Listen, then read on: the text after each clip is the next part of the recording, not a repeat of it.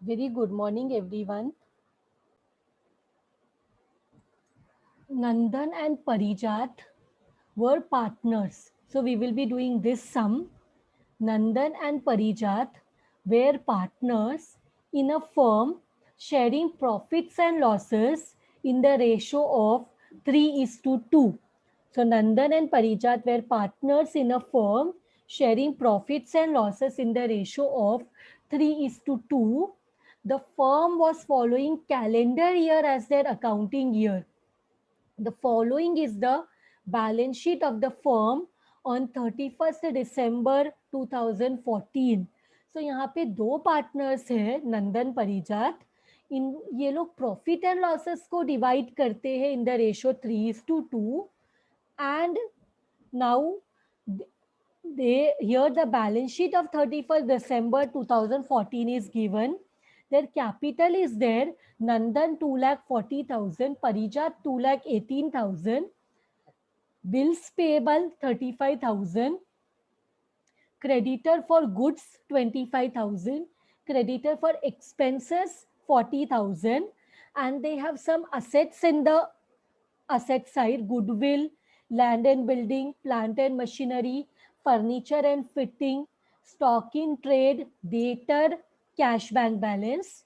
On 21st, on 1st January 2015, on 1st January 2015, new company NAP Limited was formed. So Nandan and Parijat partnership firm was converted into a company on 1st January 2015. On 1st January 2015, NAP Limited was formed to take over the business of a firm on the following terms. To take over the business of the uh, take over the business of the firm on the following terms. First point, the company would not take over the creditor for expenses to the extent of 17,000. देखो creditor for expenses कितना है? Creditor for expenses is 40,000, लेकिन ये 40,000 में 17,000 the company is not going to take over. मतलब the company which is getting formed Nap limited, it is not going to take over the creditor for expenses to the extent of 17,000. मतलब 40,000 में 17,000 छोड़ के बाकी का पूरा amount लेके जाएगी. सो 40,000 में -17,000, दैट इज 23,000 लेके जाएगी. But 17,000 the new company is not going to take over. फिर they have told about the assets. Assets के बारे में क्या बोला है? असेट्स के बारे में बोला है गुडविल का असेट्स का वैल्यू रीवैल्यूएशन दिया है. they have given the revaluation of the assets, they have given the new value of the assets. तो ये न्यू वैल्यू में गुडविल का वैल्यू दिया है 50,000, लैंड एंड बिल्डिंग का वैल्यू दिया है 1,68,000, plant and machinery rupees plant and machinery rupees 50,000 above book value. मतलब what will be the new value? Plant and machinery is 2,10,000, but they are saying 50,000 above book value. मतलब 2,10,000 plus 50,000 will become 2,60,000. Add करना पड़ेगा 2,60,000. फिर furniture and fitting to be depreciated by 10%. Furniture and fitting to be depreciated by 10%.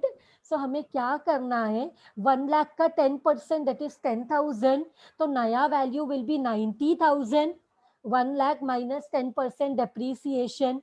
फिर ₹5,000 of debtor to be created as bad. Debtor 25,000 का है, उसमें 5,000 is bad, तो बचा 20,000. And the balance 5% to be created as doubtful of recovery. मतलब यहाँ पे हमें NRBD and RDD further reserve for bad debts and new reserve for doubtful debts. एक अमाउंट में दिया है, एक परसेंटेज में दिया है। अमाउंट में जो दिया है वो पहले माइनस करना है, मतलब 25,000, like we do the final accounts. जो अमाउंट में दिया है वो पहले माइनस करते हैं, बिकॉज ये तो नहीं मिलने वाला है। तो 25,000 में 5,000 इज ट्रीटेड एज बैड, तो 25,000 में 5,000 माइनस करना है। फिर उसके बाद 5% निकालना है 20,000 में, तो 1,000 आएगा। तो वो 1,000 माइनस करेंगे तो डेटर का नया value we will get 19,000। So the new value of debtors what we get will be 19,000। 25,000 में पहले 5,000 माइनस किया, फिर 5% RDD निकाला 1,000। सो हमें नया वैल्यू डेटर्स का मिलेगा 19,000। 25,000 minus 5,000 minus 1,000, 19,000. And last point they have told, cash and bank balance to be taken over in full. Cash and bank balance to be taken over in full, but except the to meet the creditor for expenses not taken over by the company. मतलब total cash balance is 28,000, जिसमें 17,000 पे करके बाकी का बचा हुआ cash लेके जाना है। दे से cash and bank balance was taken over in full, except, this word is very important, except, they say except what, except to meet over the creditor for expenses not taken over by the company। creditor for expense not taken over कितना है 17,000, मतलब 28,000 में 17,000 minus करके 11,000 आएगा। 11,000 नया company लेके जाएगा, बाकी का 17,000 जो है वो क्रेडिटर फॉर एक्सपेंसेस को पे करने के लिए यूज होगा। The purchase consideration is satisfied मतलब discharge of PC by issuing 20,000 equity shares of 10 each at a premium of 20%। सो क्या हो रहा है, प्रीमियम ऑफ 20% है, मतलब 20,000 का equity share 10 rupees at a premium of 20। 10 का 20% इज हाउ मच, 2 रुपीज, मतलब 10 रुपीज का शेयर 12 रुपीज में मिल रहा है। 20% का premium, premium is always about the face value, premium is always more than the nominal value और द फेस वैल्यू। इसके बाद ₹1,50,000 by issuing 8% preference shares of 100 each at par। par मतलब face value, तो 8% preference share 100 rupees का 100 rupees में issue होगा। Amount given is 1,50,000 and the balance in the form of 6% debentures at 5% discount.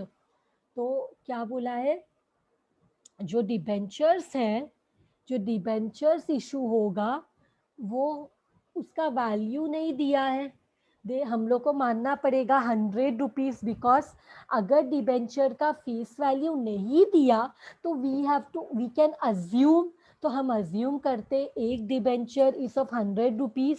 So 100 rupees का debenture 5%, 100 rupees का debenture eight 5% discount, 100 rupees का debenture at 5% discount. So 5% discount मतलब 95 rupees में, discount मतलब less than the face value. So this is the question, हमें क्या पूछा है, वेरी इंपॉर्टेंट, हमें कंपनी का जर्नल एंट्री पास करना है और कंपनी का बैलेंस शीट प्रिपेयर करना।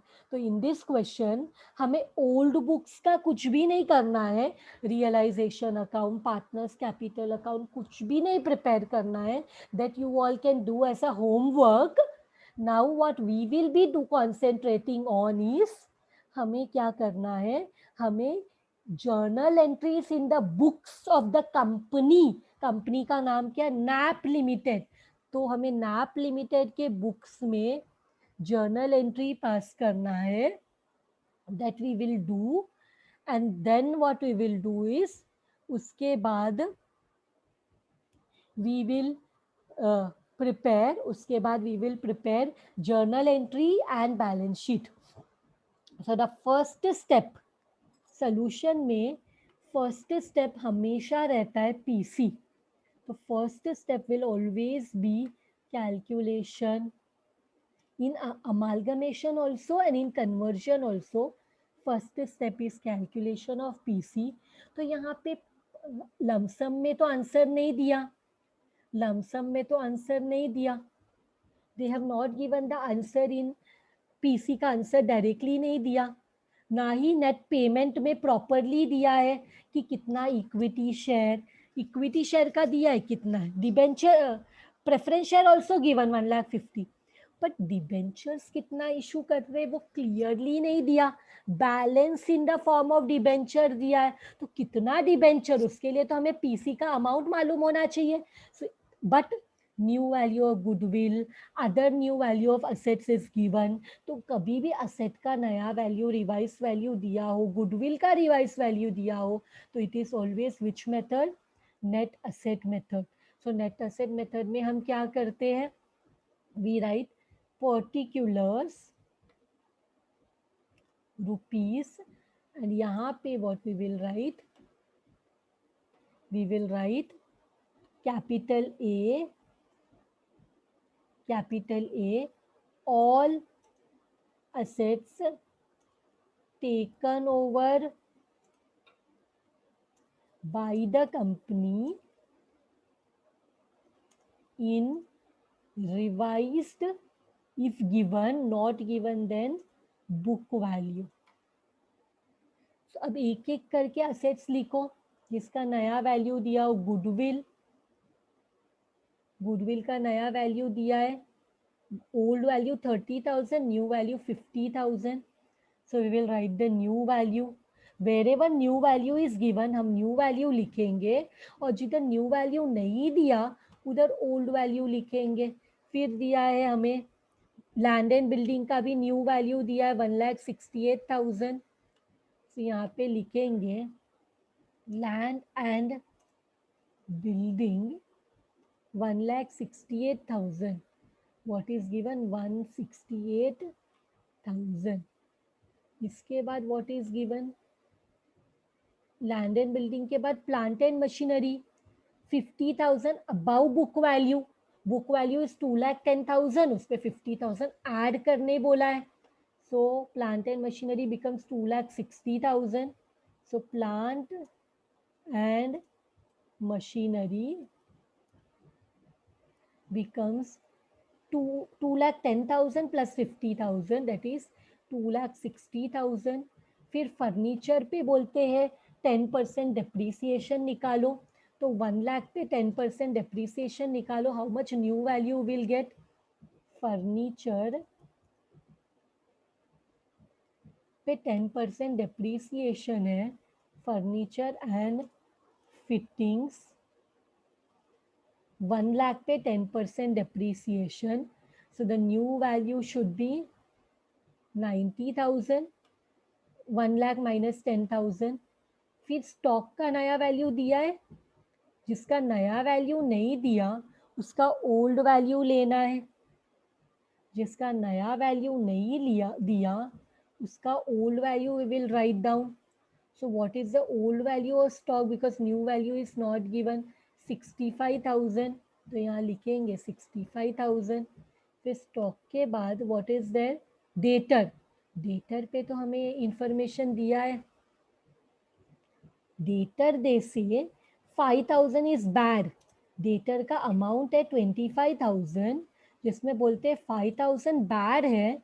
उसके बाद रिमेनिंग जो 20,000 है उस पर 5% का डाउटफुल डेट्स निकालो. पहले तो 25,000 में 5,000 बैड बोला, और बाकी का जो अमाउंट है 25,000 माइनस 5,000 दैट इज 20,000, उस पर 5% निकालने बोला, जो कि इस 1,000. So what will be the new value of debtors? 19,000. Debtors के बाद we have cash and bank balance 28,000. Debtor के बाद we have cash and bank balance कितना अमाउंट है 28,000 माइनस 17,000 बिकॉज क्वेश्चन में बोला है that cash bank balance was taken in full except to meet the creditor for expenses not taken over by the company. So not taken over by the company is 17,000. So ये minus करके cash का कितना value आता है? Are you getting 11,000? So इसको total करो, you get the total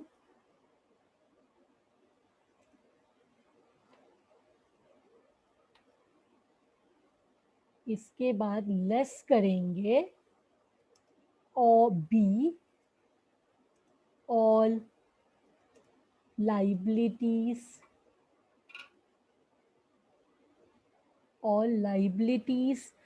taken over by the company, all external liabilities taken over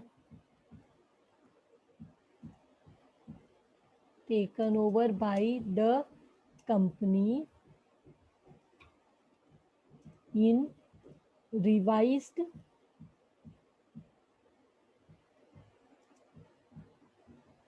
stroke book value. जरा देखते हैं लाइबिलिटी साइड में कौन सा लाइबिलिटी है.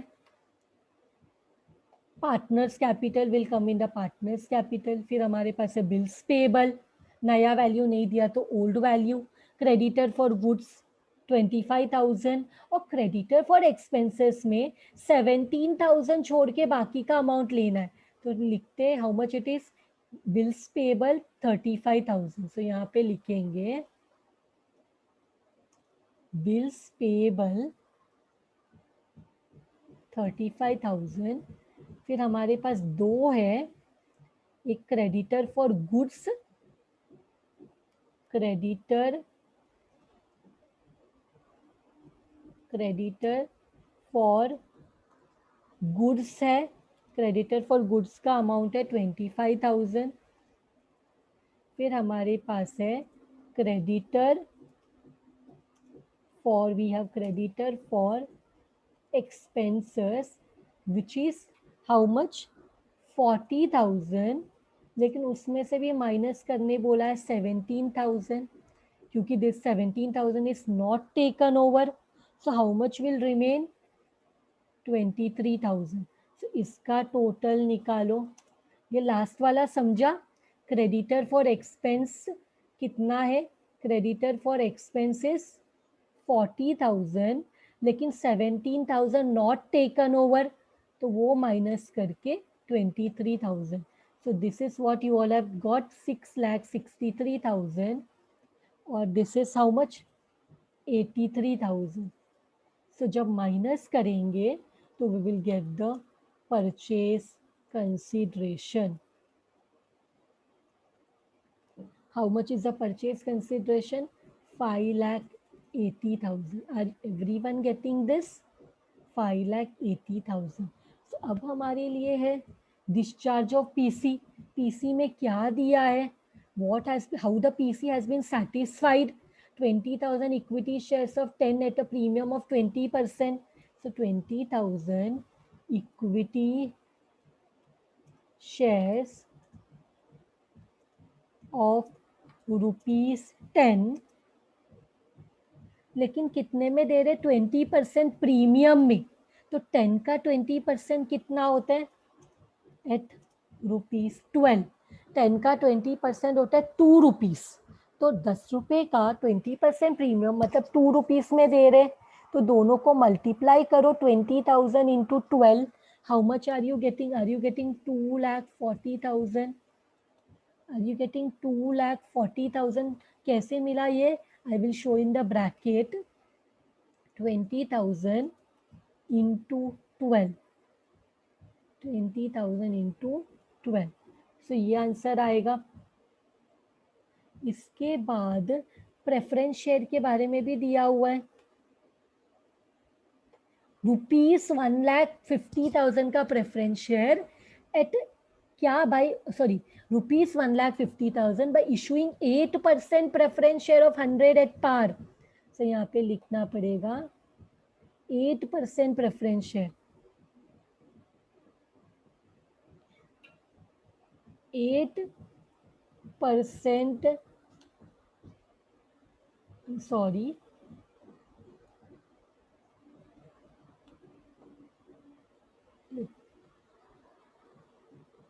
let me see.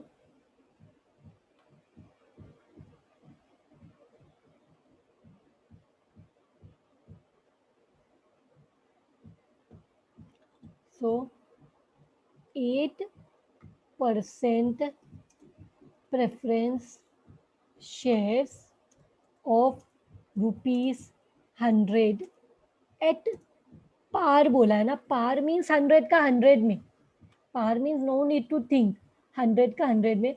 And question में already they have told 1,50,000 rupees, 1,50,000 and बाकी का दे से 6% डिबेंचर, बाकी का क्या बोल रहे, and the balance in form of 6% debenture at 5% discount, 5% discount, so 6% debentures है ऑफ, अगर हम अज्यूम करते हैं ये 100 रुपीज, क्वेश्चन में नहीं दिया ये 100 का है, हमने अज्यूम किया, हम इसको 100 को 50 भी अज्यूम कर सकते हैं, हम इसको 10 भी अज्यूम कर सकते हैं, बट क्योंकि डिबेंचर है, अगर प्रेफरेंस शेयर 100 का है तो debenture also should be of 100, इसलिए I have assumed 100 at. Normally for preference shares and debentures हम मानते हैं कि एक शेयर डिबेंचर 100 का होगा, तो 5% डिस्काउंट मतलब कितना, 95 हो जाएगा। तो अब यहाँ पे ये क्या है, बैलेंस है, ये क्या है, बैलेंस है। सो बैलेंस कितना रहेगा, परचेज कंसिडरेशन कितना है, how much is the purchase consideration, 5,80,000। सो ये बैलेंस कितने का होता है, टेल मी बैलेंस कितने का आ रहा है, माइनस करो, 2,40,000, 1,50,000 by 5,80,000, how much are you getting, minus 2,40,000 minus 1,50,000, are you getting 1,90,000, 1,90,000। तो ये 1,90,000 क्या है, ये 1,90,000 हमारा डिबेंचर है, तो इसको जरा डिवाइड करो, कितना नंबर ऑफ डिबेंचर रहेगा इसमें, नंबर्स कैसे पता चलेगा, 1,90,000 डिवाइड बाय 95 करो, देखो नंबर ऑफ डिबेंचर्स कितना है, are you getting 2,000 debenture, 2,000 debenture of ₹100 each, ये हमें मिला when we divided by 95, we got the number of debentures with us, the number of debenture is 2,000, so 2,000 debenture of 100 each is 2 lakh, जिसमें 10,000 का discount मिला है, 10,000 का discount मिला है, so this is also done। now let us come to the very important part of the question, we will come to the journal entries।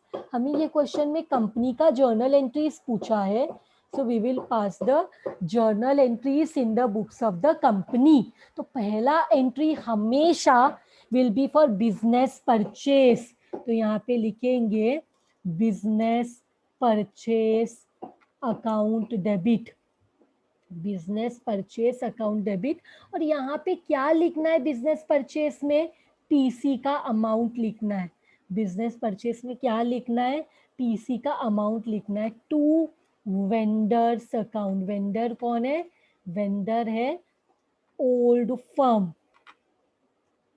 Old firm account, और इसको भी लिखेंगे 5,80,000 PC का अमाउंट और नरेशन बीइंग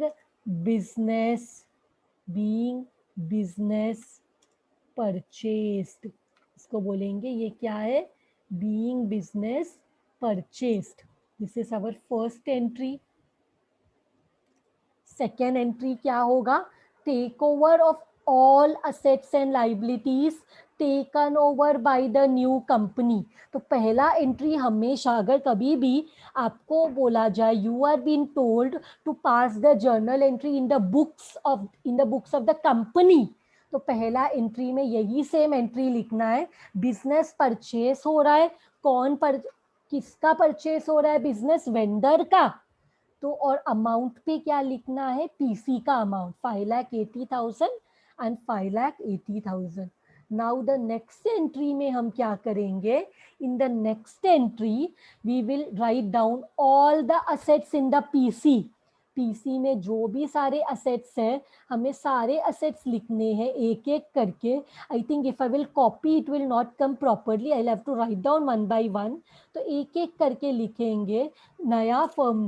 नया company ने कौन सा असेट लिया, सबसे पहले लिया goodwill account debit, goodwill account debit. What is the new value, यह लिख लेते हैं 50,000। गुडविल के बाद which is the other asset, land and building, plant and machinery, furniture, stock. तो इसके बाद हमें लिखना है, तो पीसी में जो भी असेट है we have to write, PC मतलब कंपनी ने जो भी असेट टेक ओवर किया है, everything will come in the next entry which is take over of assets and liabilities. So land and building account debit, land and building account debit, land and building account debit. What is the amount, it is 1,68,000। Land and building का नया value दिया है 1,68,000। And इसके बाद what is that, land and building के बाद the next asset is plant and machinery. तो plant का नया वैल्यू कितना है, प्लांट का नया वैल्यू दिया है 2,10,000 प्लस 50,000 दैट इज 2,60,000 दिया है। प्लांट के बाद we have furniture, so furniture account, furniture and fitting account. तो फर्नीचर का अमाउंट कितना है 90,000। फर्नीचर में डिप्रिसिएशन निकाला 10%, इट बिकम 90,000। फिर फर्नीचर के बाद वी हैव स्टॉक, स्टॉक का वैल्यू क्या दिया है, बैलेंस शीट का वैल्यू ही हमने लिया 65,000। Everything is there in the PC, we are just writing all the amounts in the PC. Debtors का new value has been given 19,000। Debtor RDD 5,000, FRBD 5,000, RDD 1,000 करके इट इज 19,000। एंड कैश का नया value given is, cash का नया value given is 11,000। Cash new value is 11,000। इसमें से हमें क्या करना है, टू लाइबिलिटी कौन सा लिया, बिल्स पेएबल। लाइबिलिटी में 3 लाइबिलिटी है, बिल्स पेएबल, बिल्स पेएबल का अमाउंट है 35,000।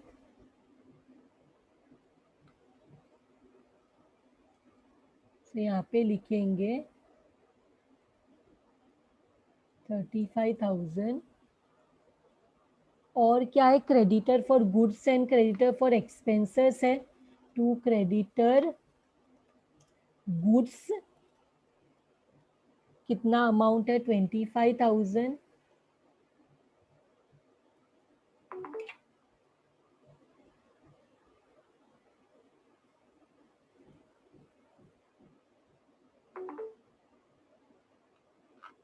सो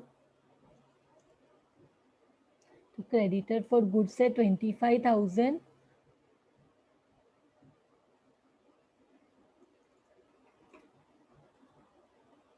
and to creditor expenses, creditor for expenses, नया वैल्यू 40,000 में से हमने 17,000 माइनस करके 23,000 लिखा था।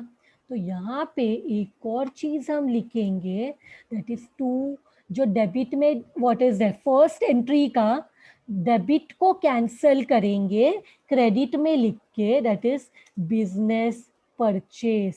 We have to write business purchase. So business purchase लिखेंगे तो this will get cancel.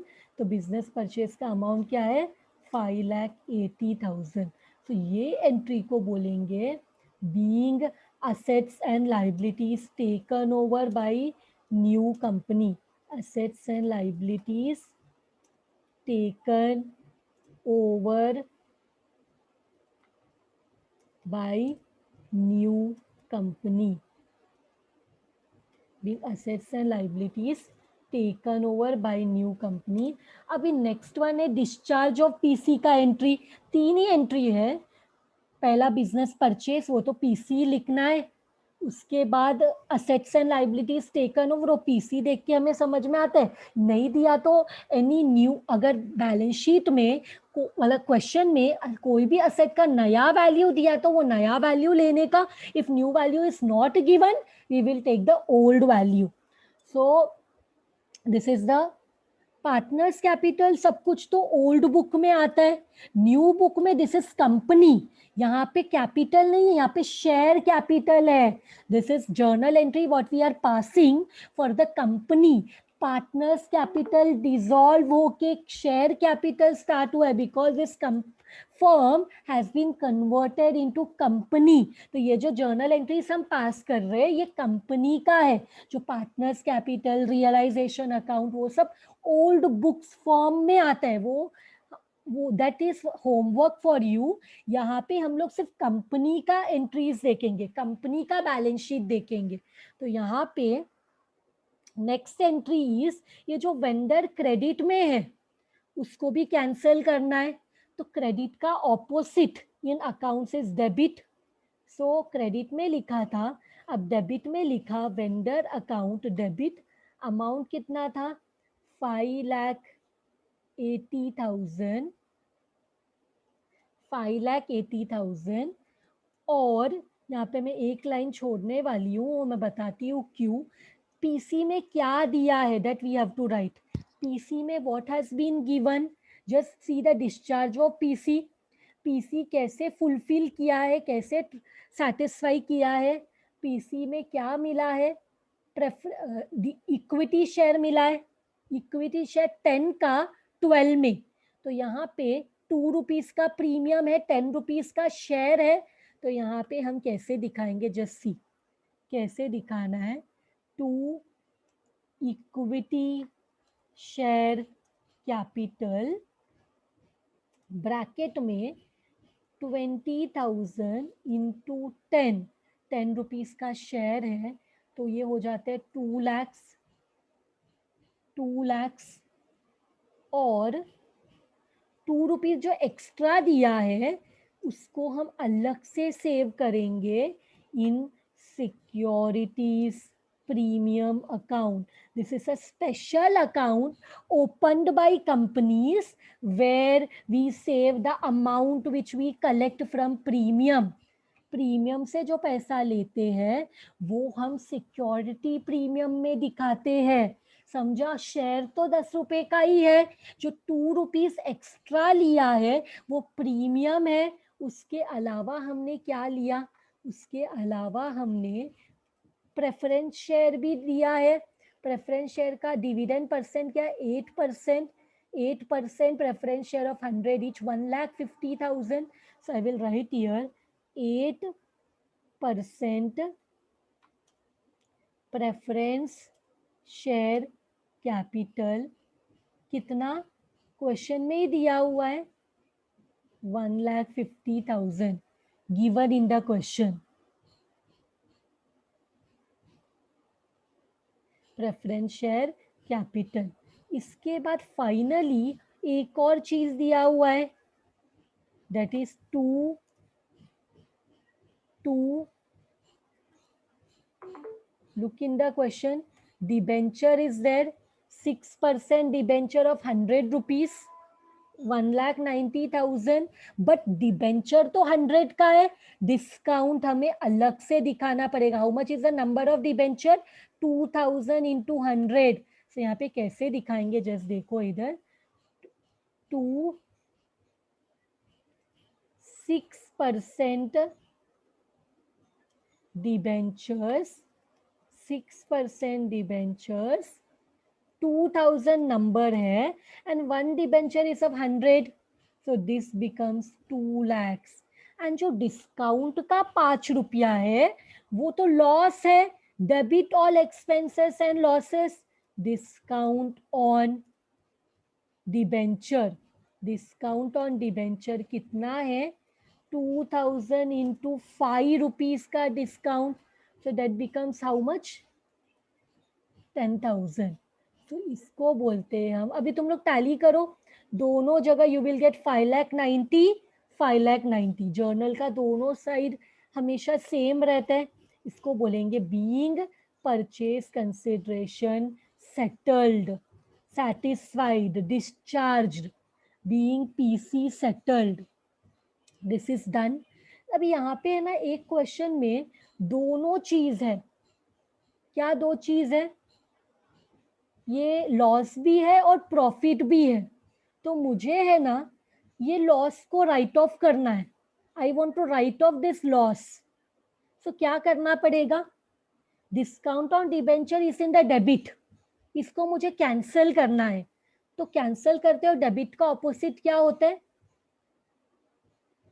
Debit का ऑपोजिट क्या होता है? क्रेडिट. डेबिट का ऑपोजिट इज क्रेडिट. एंड मैं कहाँ से ये लॉस को कैंसिल कर सकती हूँ? मेरे पास प्रॉफिट भी है. I have a profit also of in the security premium. तो मैं प्रॉफिट यूज करके लॉस को कैंसिल करूंगी. तो ये दोनों को, मतलब ये देखो, सिक्योरिटी प्रीमियम को यूज करूंगी, security premium is in the credit. इसको भी 10, इसको अगर मेरे को लॉस से लॉस कम करने के लिए इसको यूज करना है तो कैंसिल करना पड़ेगा. तो क्रेडिट को कैंसिल करेंगे तो क्या हो जाएगा? क्रेडिट को कैंसिल करेंगे तो क्या हो जाएगा? डेबिट हो जाएगा. तो सिक्योरिटी प्रीमियम डेबिट में लिखेंगे, सिक्योरिटीज प्रीमियम. ये एंट्री नहीं भी पास करोगे तो चलेगा, हाँ, नहीं तो फिर तुम लोग को मैं बताऊंगी क्या करना पड़ेगा. तो हम क्या करेंगे, 40,000 में से 10,000 यूज करेंगे लॉस को कैंसिल करने के लिए. तो ये कितना हो जाएगा? एक्चुअली मैंने 40,000 में से 10,000 यूज किया और यहाँ पे लिखा 10,000 to discount on issue, to discount on debenture. ये 10,000 को कैंसिल कर दिया, ये 10,000 को कैंसिल कर दिया. इसको बोलते हैं बीइंग, इसको क्या बोलेंगे? Being discount on debentures adjusted against securities premium, against securities premium account, securities premium account. Journal entries तो हो गया. अब ये 4 जर्नल एंट्रीज को देख के हमें पूरा बैलेंस शीट प्रिपेयर करना है. We have to prepare the full balance sheet. तो पहला रोमन हमारा जो बैलेंस शीट है वो हमेशा उसका लाइबिलिटी साइड को हम बोलते हैं equity and liabilities. Liability side को बोलते हैं equity and liabilities, equity and liabilities. और उसमें आता है capital A share holders fund. Equity का मतलब होता है शेयर होल्डर्स फंड. तो इक्विटी में हम लिखते हैं शेयर होल्डर फंड, और शेयर होल्डर फंड में आता है small A share capital or reserves and surplus. Share capital and reserves and surplus. तो शेयर कैपिटल में हमारे पास कौन सा शेयर कैपिटल है? Go to the question. We will write notes to accounts. Notes to accounts मतलब क्या? Notes to account मतलब जो भी हमारे हेडिंग में हम यहाँ पे अमाउंट लिखते हैं वो कैसे फॉर्म हुआ है, उसमें क्या क्या है, that it describes the balance sheet. Notes to account describes the balance sheet. So notes to account, पहला वाला नोट टू अकाउंट कौन सा बनाएंगे? Share capital. शेयर कैपिटल में क्या आएगा? इक्विटी शेयर कैपिटल आएगा. इक्विटी शेयर कैपिटल का अमाउंट कितना है? What is the amount of equity share capital? Equity share capital का अमाउंट जर्नल एंट्री में देख लो. Equity share capital is 2 lakh, preference share capital is 1,50,000. So we will write,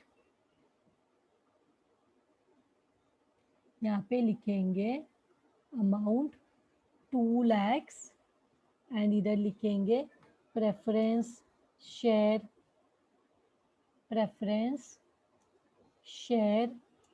capital. Preference share capital is 1,50,000. दोनों को add किया तो total कितना मिलेगा? 3,50,000. 3,50,000. सो ये 3,50,000 को बोलेंगे this is note number 1 and share capital में अमाउंट लिखेंगे 3,50,000. मतलब we have got this 3,50,000 by adding equity, क्योंकि दो टाइप का शेयर होता है, इक्विटी एंड प्रेफरेंस. तो दोनों को ऐड करके, अगर सिर्फ इक्विटी होता तो ये नोट बनाने का जरूरत नहीं था, directly we would have written equity share capital, directly हम लिख लेते जो भी अमाउंट है. But more than one item is there, इसलिए we have to prepare notes to account. Next, reserves and surplus. कोई भी रिजर्व है क्या? देखो पहला एंट्री में कोई रिजर्व है? P&L account, general reserve, capital reserve, securities premium. Securities premium is there, वो रिजर्व है. Security premium, it is the saving of the company, profit accumulated. Shares premium में इशू किया तो प्रॉफिट है ना, वो शेयर प्रीमियम में इशू करना. 40,000 था पर 10,000 तो माइनस हो गया. 40,000 था, 10,000 माइनस हो गया, तो बैलेंस शीट में यहाँ पे चाहिए तो हम लोग लिख सकते हैं what is it? It is security premium. Security premium. और अमाउंट भी लिख सकते हैं 40,000 माइनस 10,000, तो कितना अमाउंट आएगा? तो यहाँ पे लिखेंगे अमाउंट 30,000. तो ये भी हो गया. इसके बाद हमें लिखना है बी, इसको बोलते हैं हम लाइबिलिटी. इक्विटी मतलब शेयर होल्डर फंड, लाइबिलिटी मतलब non current liability and current liability. Non current liability में हम लिखते हैं लॉन्ग टर्म बोरोइंग्स. लिखते हैं long term borrowings. Long term borrowings. So long term borrowings में कुछ है हमारे पास जो हमने बोरोइंग किया है. Do we have anything? Check in the entry. कोई बोरोइंग्स है हमारे पास, long term borrowings? Do we have any borrowings? See debentures is there 2 lakh. So debentures will come under long term borrowing. चाहिए तो in the bracket you can write here so that you only one is there. तो आप यहाँ पे लिख सकते हो क्या है ये? डिबेंचर्स. और डिबेंचर्स का अमाउंट क्या है?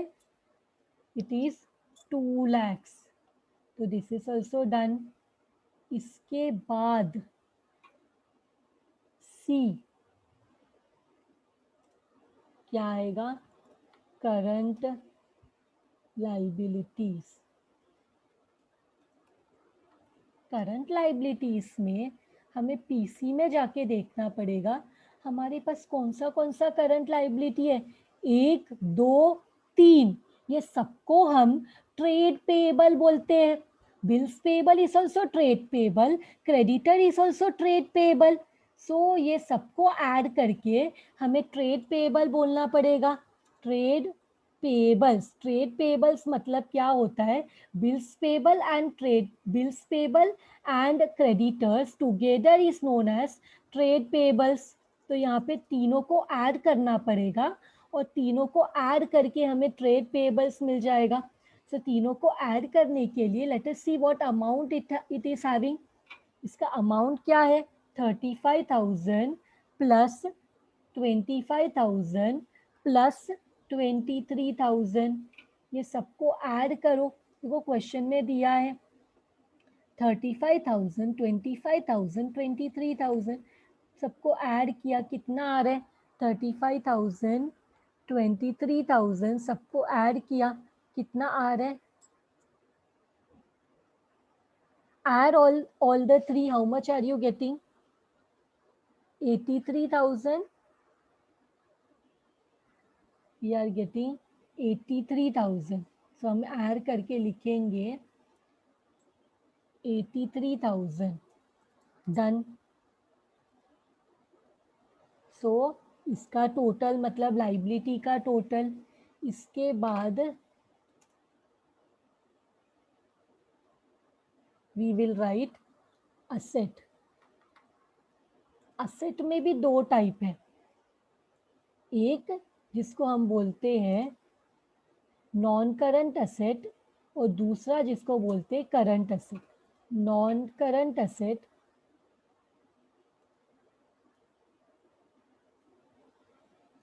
नॉन करंट असेट जिसमें आता है प्रॉपर्टी, प्लांट एंड इक्विपमेंट, जिसको हम दो टाइप्स में क्लासिफाई करते हैं. टैंजिबल असेट, टैंजिबल असेट्स और दूसरा इनटैंजिबल असेट्स. तो अभी हम लोग को चेक करना पड़ेगा पीसी में what all tangible asset we have. Land है, प्लांट है, फर्नीचर है. लैंड है, प्लांट है, फर्नीचर है. तो हम लोग नोट्स टू अकाउंट्स में जाके लिखे ये तीनों को, फिर ऐड करते हैं. देखो नोट्स टू अकाउंट में कुछ डिफिकल्ट नहीं है, जस्ट लिखना है और उसको एक के नीचे एक लिख के ऐड करना है. लैंड है, प्लांट है, प्लांट है और फर्नीचर. सिर्फ हमें डिस्क्राइब करना है ये सब चीज कैसे मिला. तो लैंड का अमाउंट क्या है? लैंड का अमाउंट है 1,68,000. प्लांट का अमाउंट है 2,60,000. फर्नीचर का अमाउंट है 90,000. ये तीनों को ऐड करो, कितना you are getting. Tangible fix asset कितना आ रहा है? 5,18,000. ये तीनों को ऐड किया तो वी आर गेटिंग 5,18,000. सो यहाँ पे लिखेंगे 518,18,000. फिर इंटैंजिबल एसेट में तो सिर्फ एक ही है.